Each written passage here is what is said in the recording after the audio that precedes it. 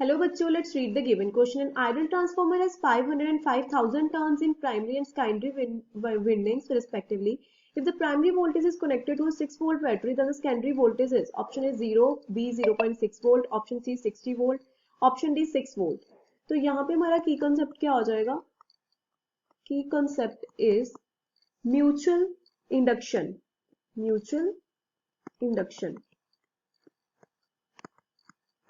होता क्या है, जो सेकेंडरी कॉइल होती है उसमें हमारे पास ईएमएफ इंड्यूस होती है. Mutual induction means to produce the induced EMF in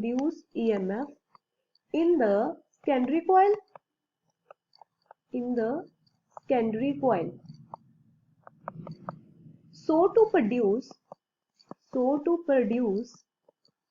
the induced EMF, अगर हमने induced EMF secondary coil में produce करनी है, induced EMF in the secondary coil, अगर हमने वो produce करनी है secondary coil, the source, फिर जो source होना चाहिए, the source in the primary coil,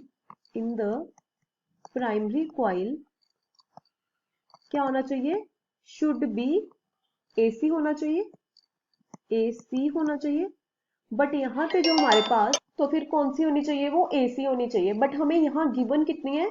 given है हमारे पास 6 वोल्ट बैटरी, और जब बैटरी होती है वो हमारी किस पे काम करती है? DC पे. तो यहाँ पे हमारे पास AC नहीं है, DC है, तो हमारे पास जो सेकेंडरी में कोई भी वोल्टेज इंड्यूस ही नहीं होगी. There is no EMF induced in secondary voltage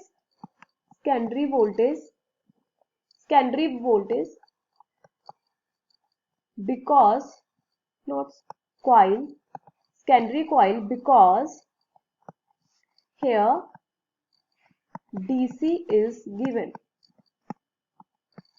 तो इसीलिए जो हमारे पास सेकेंडरी में वोल्टेज आएगी, सेकेंडरी वोल्टेज, इसके according secondary voltage is equal to कितनी आ जाएगी? 0.